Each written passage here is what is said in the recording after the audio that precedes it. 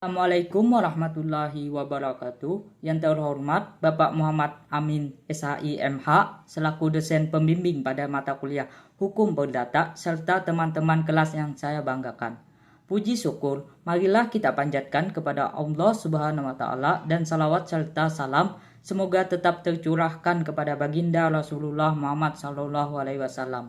Izin perkenalkan, saya Ahmad Mujaqir dari kelompok 2 beserta rekan saya Alia Julhaisah dan Andri Saiful Rahman akan mempresentasikan materi yang berjudul Badan Hukum sebagai Subjek Hukum. A. Pengertian badan hukum. Menurut Utrecht, badan hukum yaitu badan yang menurut hukum berkuasa menjadi pendukung hak yang tidak berjiwa atau lebih tepatnya yang bukan manusia. Badan hukum sebagai gejala kemasyarakatan adalah suatu gejala yang real, merupakan fakta yang benar-benar dalam pergaulan hukum biarpun tidak terwujud manusia atau benda yang dibuat dari besi, kayu, dan sebagainya. Menurut Molek-Club, badan hukum pada hakikatnya merupakan hak dan kewajiban dari para anggotanya secara bersama-sama dan di dalamnya terdapat harta kekayaan bersama yang tidak dapat dibagi. B. Syarat berdirinya badan hukum.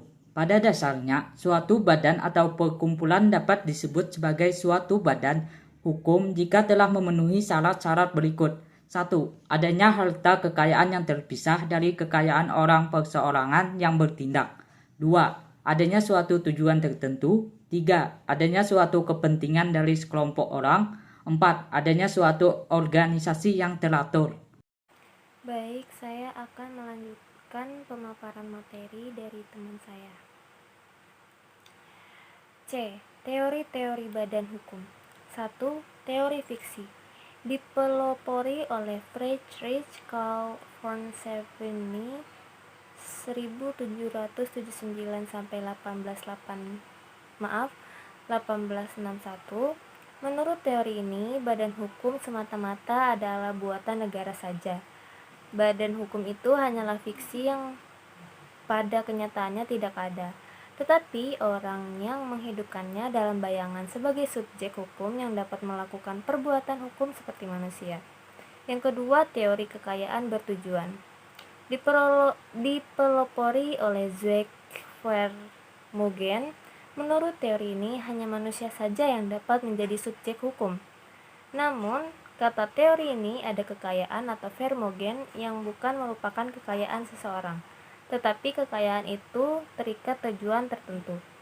Yang ketiga, teori organ. Dikemukakan oleh Otto von Guericke 1841 sampai 1921. Menurut teori ini, badan hukum itu seperti manusia, menjadi penjelmaan yang benar-benar dalam pergaulan hukum. Yang keempat, teori kekayaan bersama atau Proprietät Kollektiv Theory.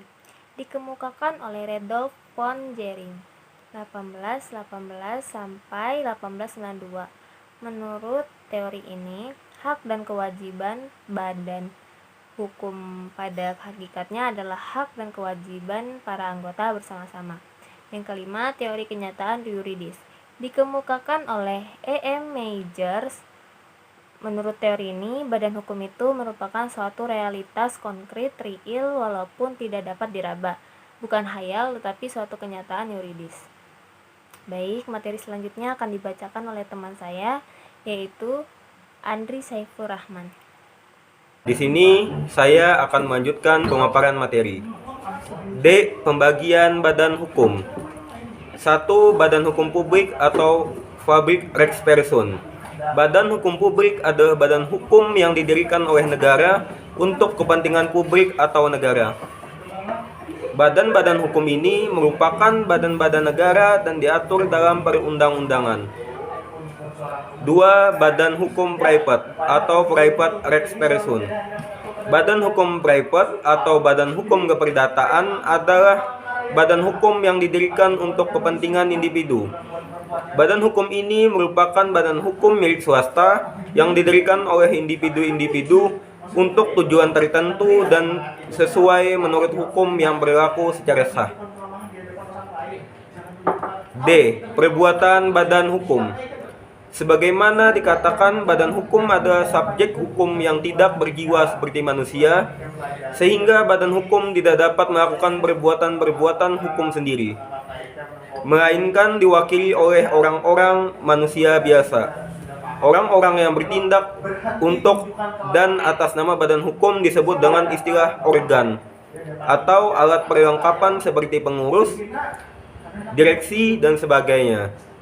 Dari badan hukum yang merupakan unsur penting dari organisasi badan hukum itu. Kesimpulan. 1.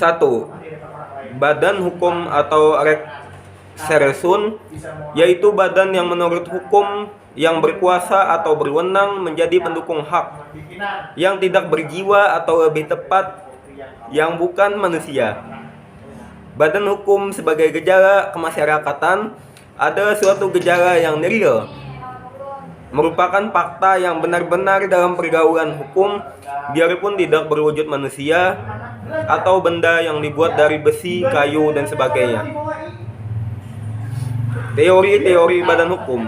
1. Teori fikti dari Van Sapigny. 2. Teori harta kekayaan bertujuan dari De Vergontori. 3. Teori organ dari Otto van Geert. 4. Teori propriety kolektif. 5. Teori kenyataan yuridis atau juridic realiter. 1. Syarat-syarat badan hukum. Adanya kekayaan yang terpisah, mempunyai tujuan tertentu, mempunyai kepentingan sendiri, dan ada organisasi yang teratur. Mungkin sekian pemaparan materi dari kelompok kami. Kami dari kelompok 2 mengucapkan mohon maaf sebesar-besarnya apabila ada kesalahan baik dari penyampaian kami dan pembawaan kami. Saya tutup. Wallahul muwaffiq ila aqwamit thoriq. Wassalamualaikum warahmatullahi wabarakatuh.